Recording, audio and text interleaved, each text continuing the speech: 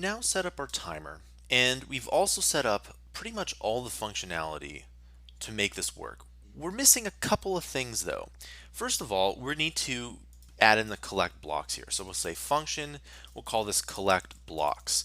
And what that's going to do is that we're going to call this pretty much every time that we go and touch the block. Okay, so what we're going to do is we're going to say touched node dot remove from parent. Okay, we're going to say score is equal to score plus 1, and then we're going to update the score. So this is what it is. We have our touch node, and we remove it from parents here. But we haven't really set up our touch node yet, now have we? Let's go back to the touches began, and we need to go and add in another if statement. We're going to say if is collecting is double equal to true. Remember, we do set that with the timer here. We're going to call collect blocks. Okay. Now, to make the touch node work, we're going to say touched node is equal to node at point. And what point is that going to be? Touch location, of course.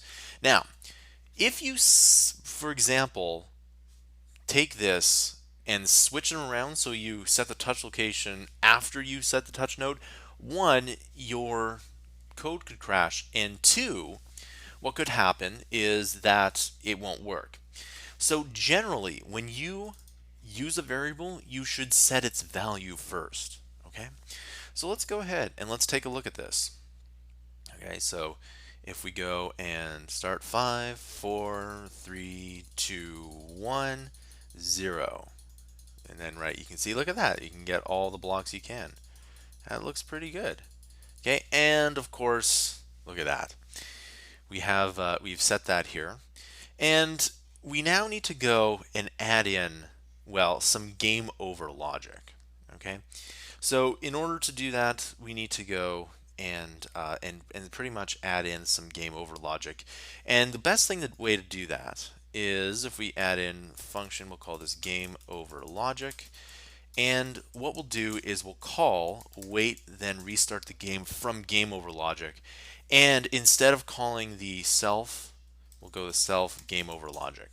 I like game over logic. It's fairly good here. And now the other thing you can do is instead of making this less than or equal to, you can just make it less than 0. Okay.